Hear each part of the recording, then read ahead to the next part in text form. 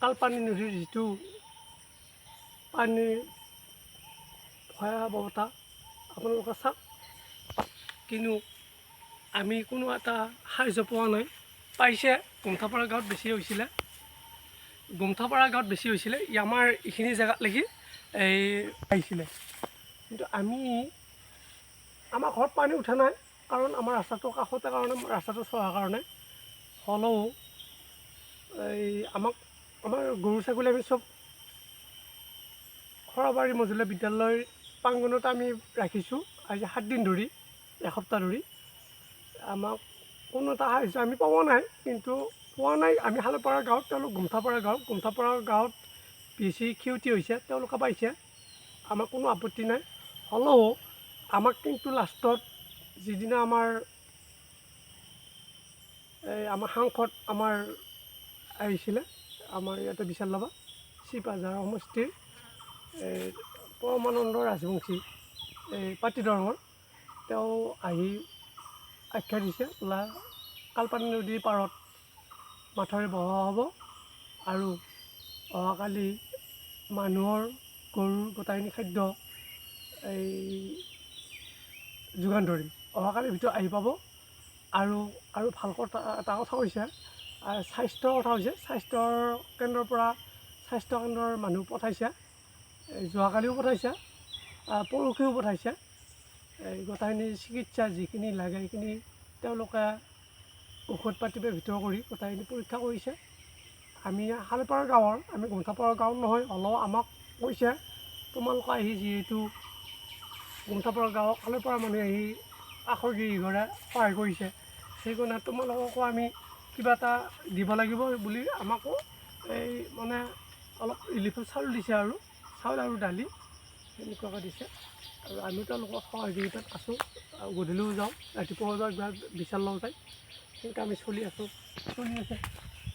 গৰু গাই মই নদীৰ পাৰতে বান্ধি থৈছোঁ গৰু, এই নদীৰ পাৰত গৰু নিব আহিছোঁ। এতিয়া মই গৰু নিব আহিছোঁ নদীৰ পাৰত, আজিলৈ বান্ধি থৈছিলোঁ, আজিৰ পৰা মই ঘৰত বান্ধিম। মোৰ ঘৰত টেকাঠু পানী, মোৰ পানী উঠা নাই নদীৰ পানী, কিন্তু বৰষুণৰ পানী। মোৰ ঘৰৰ মানে সমস্যা এটাই, মোৰ মাজতে ঘৰখন দুই ঘৰ আছে, মই মাজতে পানীটো ওলাই যাব নোৱাৰাৰ কাৰণে মই এনেকুৱাকৈ ৰাখিছোঁ। এই গৰু নিব আহিছোঁ, গৰু আপোনালোকে দেখুৱাব, গৌতম বৰুৱাই গৰু নিব আহিছোঁ। এতিয়া গৰু লৈ যাম মই ঘৰত, আজিৰ পৰা মই ঘৰত গৰু বান্ধিম। এজনী আৰু এজনী আছে, সেইজনী মই লৈ আহি আছোঁ।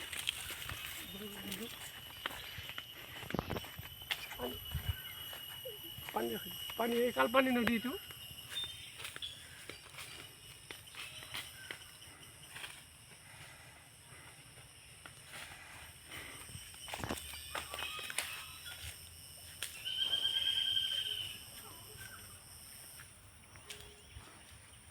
নিব আহিছোঁ। এই গৰু নিম আজিৰ পৰা। মই নিজৰ ঘৰত আজি 8 দিন হ'ল বাহিৰত গৰু ৰাখিছিলোঁ নদীৰ পাৰত, স্কুলত।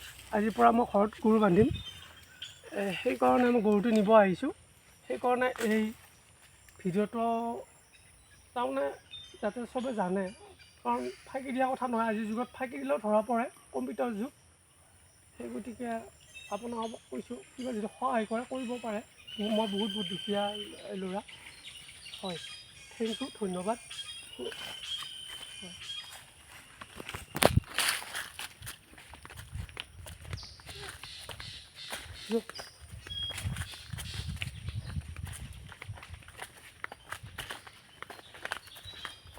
প্ৰথম মই গৰু লৈ আহি আছোঁ, হয়, মই প্ৰথম গৰু লৈ আহি আছোঁ।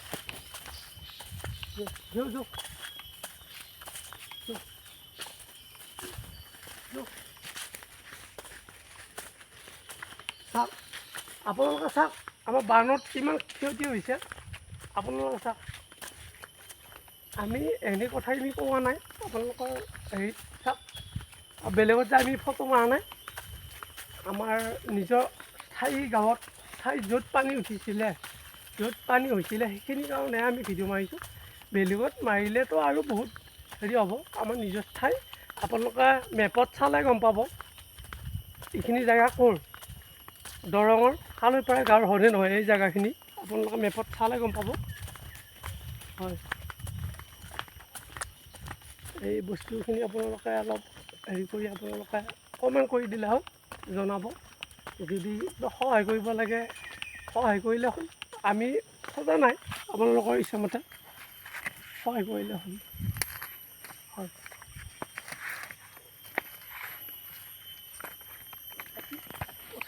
আর যদি টাকা বেশি দিব লাগিব আর নহ'লে আমাক তুমি দিলে হ'ল, 15,000 টকা দিলে হ'ল। খোৱা লোৱা একো নাই, আমি